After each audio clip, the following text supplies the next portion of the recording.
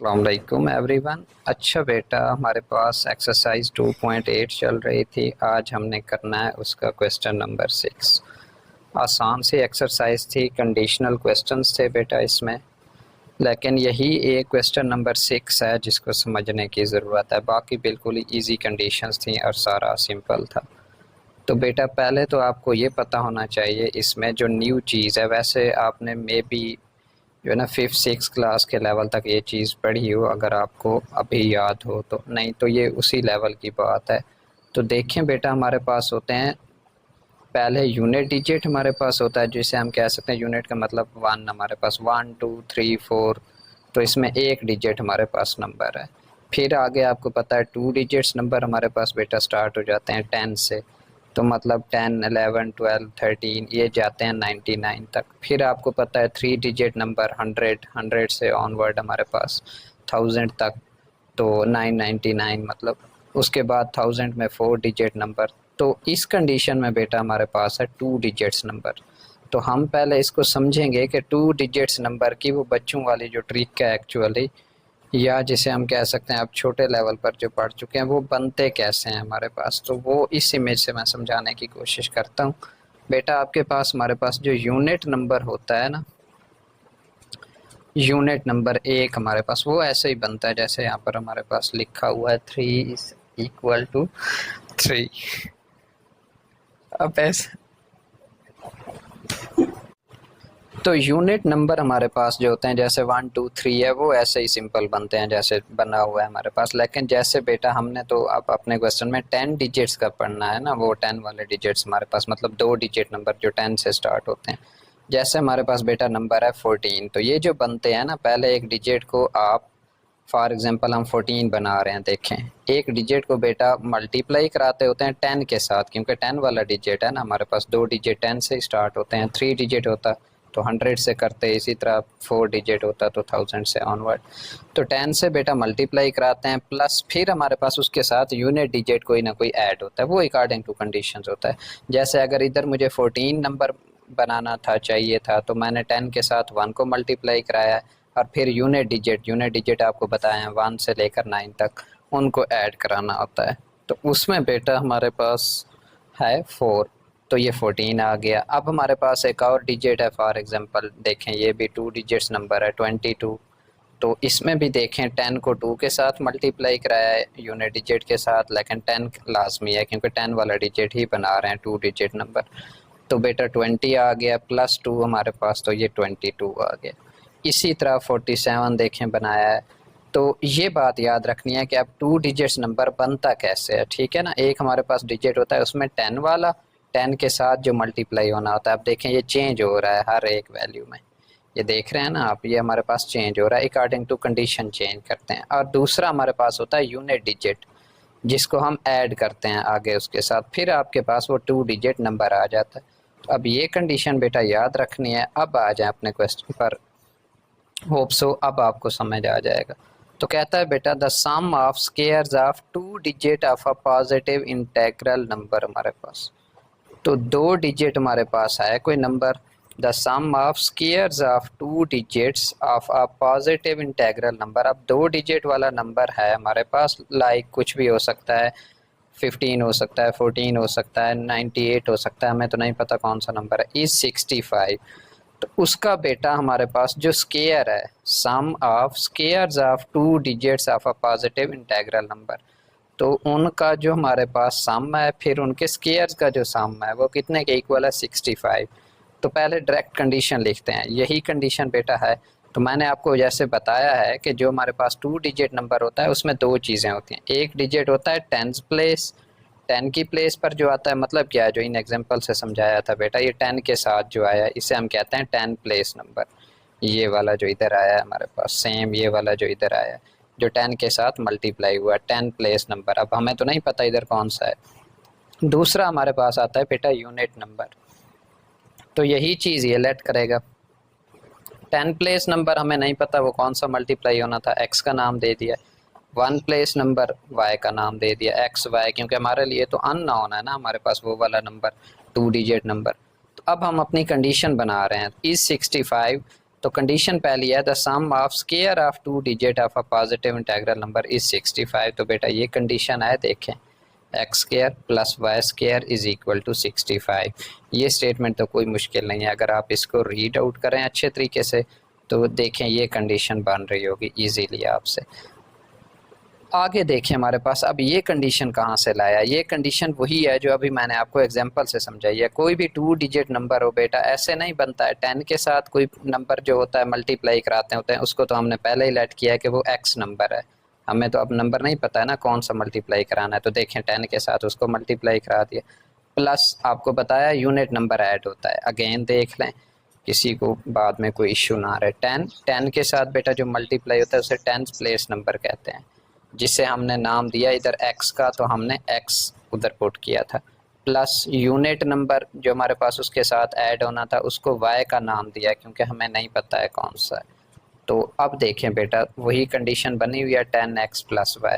तो अब देखते हैं क्या आगे कंडीशन क्या कहती है। कहता है and the number is 9 times the sum of its digit. अब नंबर तो है वो वाला, ये जो हमें चाहिए वो क्या है, कहता है and the number is 9 time. 9 का क्या मतलब है हमारे पास मल्टीप्लाई, 9 टाइम्स हमारे पास multiply the sum of its digit, digit उसके कौन से थे एक्स वाई, तो ये हमारे पास उसके डिजिट का सम है। ये क्वेश्चन थोड़ा सा ट्रिकी है, अच्छे तरीके से आहिस्ता से इसको समझ लेना। तो बेटा एक कंडीशन हमारे पास ये थी, ये तो बहुत सिंपल थी, आप जैसे दो नंबर लेट करते हैं, लेकिन आपको 10 डिजिट फॉर्मेशन का स्टेप पता हो जो मैंने एग्जांपल से बताए हैं। एक 10 प्लेस डिजिट होता है, एक यूनिट प्लेस या 1 प्लेस डिजिट होता है, फिर कंडीशन हर एक में यही बनती है जो 2 डिजिट हम बनाते हैं। फिर आपके पास दूसरी जो कंडीशन थी वो आपके पास सिंपल बन जाएगी क्योंकि नंबर तो आपके पास यहाँ से आएगा, 65 है, 98 है, 93 है। वो कहता है and the number is 9 time the sum of its digit. तो देखें 9 time sum of its digit, तो ये चीज़ आ गई। ये कंडीशन एक बना लिया बेटा, एक कंडीशन ये बना लिया। अब आपको पता है हमने तो नंबर फाइंड आउट करना है, इसका मतलब अगर मुझे x का पता चल जाए 10 प्लेस पर कौन सा आना है और y का पता चल जाए तो नंबर पता चल नहीं जाएगा क्योंकि हमने कहा है कि 2 डिजिट नंबर ऐसे बनता है। जैसे नंबर 22 है तो अगर मुझे यहाँ पर x भी पता है y भी पता है यूनिट, तो 2 डिजिट नंबर आ नहीं जाएगा। तो यही काम हमने करना है अब स्टार्ट में। तो देखें बेटा उसने क्या किया है, आप जैसे भी स्टेप अच्छा लेना चाहें उसका कोई इशू नहीं है। ये इक्वेशन आपके पास बन गई है। अब हम पहले इसका सिंपल इक्वेशन कैसे बना सकते हैं, 9x को इधर ले आएँ, 9y को इधर ले आएँ, या हमारे पास इस सारी वैल्यू को उधर लेकर जाएं ताकि एक सिंपल इक्वेशन बन जाए। वो इक्वेशन बनी है बेटा ये हमारे पास x minus 8y is equal to 0, x is equal to 8y, ये इसको इक्वेशन 2 का नाम दे दिया। अब आपको पता है x की वैल्यू अगर इधर पुट कर दूं तो ये सारी इक्वेशन y की फॉर्म में बच जाएगी और वहाँ से y का आंसर आ जाएगा। जब y का आंसर आ जाए, ये क्वेश्चन तो हमने 2.7 भी इसी स्टेप की हुई है, जब y का आंसर आ जाए इधर पुट कर दें तो x का आंसर आ जाएगा। तो देखें कहता है x square plus y square is equal to 65, ये वाली इक्वेशन थी, इसमें हमने x की वैल्यू पुट करनी है 8y। तो देखें 8y वैल्यू पुट की है, बाकी सेम रहा है सारा। सिंप्लीफाई बेटा किया है, 65 y square is equal to 65 y square is equal to 1, y is equal to plus minus 1 हमारे पास। तो फिर अगेन वो यही कहता है as the number is positive integral so y is equal to 1, putting this value into. अब हमारे पास y की दो वैल्यू आई, एक पॉजिटिव आई है एक नेगेटिव, लेकिन देखें उसने क्वेश्चन में ही मेंशन किया हुआ है कि पॉजिटिव हमारे पास आंसर आना है। तो हमारे पास जो वैल्यू लेनी होगी y की वो कौन सी वाली लेनी है बेटा, पॉजिटिव वाली लेनी होगी। तो यही लिया है as the number is positive so y is equal to 1। अब y की जगह पे 1 पुट करें किधर, इधर हमारे पास। तो देखें x क्या आ जाएगा 8। अब x 8 आ गया, y 1 आ गया। मेन इक्वेशन आपकी नंबर फॉर्मेशन वाली कौन सी होती है, यही तो होती है जहाँ से नंबर बनेगा आपका। तो 10 x की जगह पे वैल्यू पुट करें बेटा, प्लस y की जगह पे वैल्यू पुट करें, दोनों वैल्यूज़ पुट करके आपके पास देखें 2 डिजिट नंबर आ गया 81। तो अब अपनी कंडीशंस आप चेक कर सकते हैं नंबर फाइंड आउट करने के बाद। The sum of square of 2 digits of a positive number is 65। अब आप x की जगह पे भी वैल्यू पुट करें, ये जो कंडीशन हमने लिखी थी, y की जगह पे भी वैल्यू x की जगह पे 8 नहीं था तो 8 का स्क्वायर प्लस 1 का स्क्वायर, यही 65 बनेगा। इसका मतलब नंबर हमारा ठीक है। And number is 9 time the sum of its digit, इधर भी वैल्यू पुट करके देखें आपके पास कंडीशंस बैलेंस करेंगी। इसका मतलब आपने नंबर सही फाइंड आउट किया है। अब देखें, कोशिश बेटा की है इस क्वेश्चन को अच्छे से अच्छे तरीके से समझाने की। होप सो समझ आ गया होगा। थोड़ा सा इस एक्सरसाइज के बाकी क्वेश्चन से ये थोड़ा सा डिफ़िकल्ट था, इसलिए टाइम ज़्यादा लग गया। आगे हमारे पास अगेन वही वाले सिंपल हैं। 7वां क्वेश्चन देखें, कहता है the sum of the coordinates of a point is 9 and the sum of their square is 45 हमारे पास। अब कोऑर्डिनेट सिस्टम आपने बेटा पढ़े हुए हैं, उसमें एक्स कोऑर्डिनेट, वाई कोऑर्डिनेट, हम मोस्टली 3 डायमेंशनल तो आपको पता है नहीं देखते हैं चीज़ों को, 2 डायमेंशनल ही देखते हैं ना। तो एक्स और वाई कोऑर्डिनेट हमारे पास, तो कहता है the sum of the coordinate of a point is 9, sum of coordinate x plus y वो कितना है बेटा 9 के इक्वल है। And the sum of square is 45। देखें कौन सी मुश्किल कंडीशन है, x square plus y square is equal to 45। अब ये 2 इक्वेशन बन गई हैं, एक में से एक्स या वाई की वैल्यू निकालें, दूसरे में पुट कर दें। Find the coordinate of the point, तो आपकी मर्ज़ी है जिसकी भी वैल्यू यहाँ से निकालें, क्योंकि 2.7 में हमने ये क्वेश्चन सारे किए हुए हैं 2 इक्वेशन बनाने वाले। तो इसने यहाँ से बेटा वाई की वैल्यू निकाली है, वाई की वैल्यू निकाल के इसमें पुट कर दिए। इसमें पुट करके आपके पास बेटा क्वाड्रेटिक इक्वेशन बनी है ये, और इसके पेयर भी बना सकते हैं, क्वाड्रेटिक फार्मूला भी लगा सकते हैं, दोनों से आंसर सेम ही आएगा। तो देखिए हमारे पास क्वाड्रेटिक फार्मूला तो नहीं लगाया, पेयर बनने हैं हमारे पास। आप कोशिश करें इसके पेयर बहुत ज़्यादा लेंथी बन जाएंगे कि आप यहाँ से 2 कॉमन ले लें बेटा। जब 2 कॉमन लेंगे ना तो पेयर बनाना आपके लिए आसान हो जाएगा। पूरी इक्वेशन में 2 कॉमन आ रहा है ना, तो 2 को उधर ले जाएं, 0 के साथ डिवाइड हो जाएगा तो वैल्यू तो सेम रहेगी हमारे पास। 0 इधर हमारे पास थोड़ी सी सिंपल इक्वेशन बन जाएगी, फिर आपके लिए पेयर बनाना आसान हो जाएगा। तो देखें बेटा हमारे पास जब पेयर बन जाएंगे, पेयर बनाने के बाद आपके पास x की 2 वैल्यूज़ आ रही हैं, एक 6 है हमारे पास, एक 3 है। तो यही वैल्यूज़ x की हमने पुट करनी है जहाँ से हमने निकाला था ये वाला। अगर इसमें x का आंसर आ जाए तो देखें y की वैल्यू आपके पास आ नहीं जाएगी। तो यही काम किया है, x की 2 वैल्यूज़ थी, एक इधर पुट किया ये आंसर आया, ये वाली पुट की है तो ये आंसर आया। यही क्वेश्चन बिल्कुल 2.7 में देखें रिपीट किए थे। x ये है तो y ये है हमारे पास, x ये है तो y ये है। तो ऐसे नहीं बनाते थे उसका सोल्यूशन सेट 3 6, पहले x आता है फिर y, तो फिर पहले हमारे पास x आता है फिर y, तो पहले इसने इसको लिखा है। हाँ, इसकी तब्दीली का कोई इशू नहीं होता कि इसको आप पहले लिखें या इसको पहले लिखें, लेकिन ये नहीं करना है कि y को पहले लिख दिया x को पहले लिख दिया। तो एक हमारे पास इसने इसको पहले लिख दिया x 3 6, तो देखें 3 6, दूसरा हमारे पास 6 3, तो 6 3, ये आपके पास सोल्यूशन सेट आ गया। इसी तरह बेटा हमारे पास है क्वेश्चन नंबर 8, ये भी आसान है। Find 2 integers. अब इसका मतलब हमने 2 अलग अलग इंटीजर्स हैं, 2 डिजिट नंबर नहीं कह रहा है, यहाँ पर मिक्स नहीं करने हैं। 2 इंटीजर्स कोई भी हो सकते हैं हमारे पास, हुज सम इज़ 9, तो हम एक लेट करते हैं x है दूसरा y है, वही बात 2 इंटीजर्स उनका सम कितना होना चाहिए 9, तो x प्लस y 9 आ गया। Difference of their square is also 9, x square minus y square भी 9 है, और हमने फाइंड आउट करना है एक्स वाई की वैल्यू, वो इंटीजर कौन से हैं 2। तो देखें बिल्कुल 7वें क्वेश्चन की तरह नहीं है, उसमें इधर x square plus y square था, इसमें x square minus y square है बस। बाकी सारे के सारे स्टेप भी वही रहेंगे। यहाँ से एक्स या वाई की वैल्यू निकालें, इसमें बेटा पुट करें, पेयर बनाएं, 2 वैल्यूज़ आएंगी आपके पास, इसमें एक ही आई है तो बचत हो गई आपके पास, तो एक वैल्यू आ गई है, वाई की वैल्यू पुट करें, आपके पास 2 नंबर आ जाएंगे। ये क्वेश्चन सिंपल था, होप सो होमवर्क में भी आप कर लेंगे। अब आ जाते हैं क्वेश्चन नंबर 9 पर हमारे पास बेटा। कहता है find 2 integers whose difference is 4, 2 integer जिनका डिफरेंस कितना हो 4, तो x माइनस वाई 4 आ गया देखें। And whose squares differs by 72, square का डिफरेंस कितना आना चाहिए 72, बिल्कुल वही 7 8 9 एक जैसे ही हैं।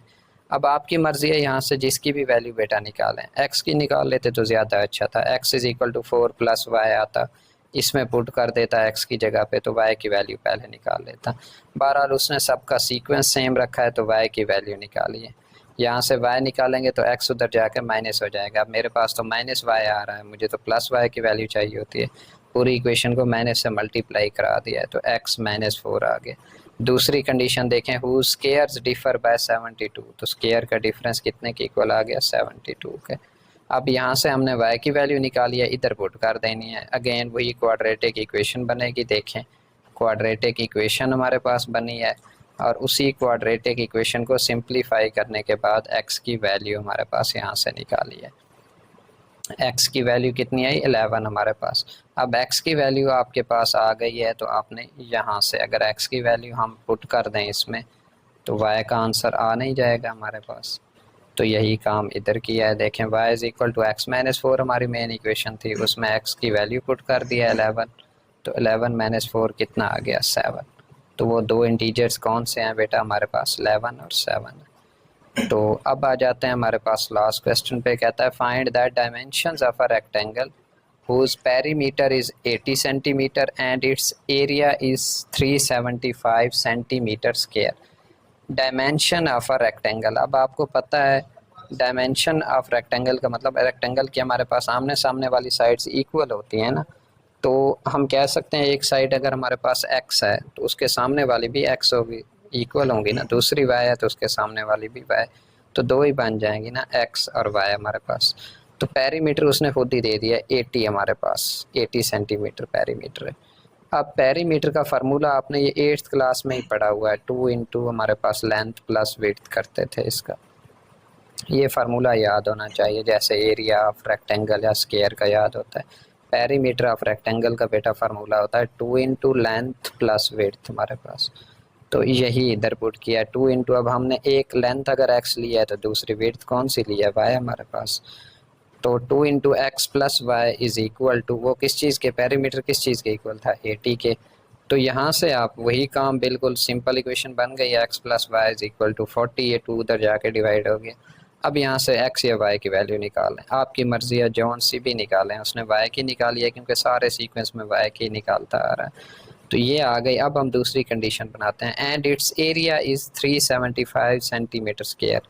एरिया ऑफ रेक्टेंगल का होप सो आपको फार्मूला आता होगा, लेंथ मल्टीप्लाइड बाय विड्थ, यही होता है एरिया ऑफ रेक्टेंगल। देखें x मल्टीप्लाइड बाय y का आंसर क्या आएगा, x y is equal to वो उसने खुद दे दिया है 375।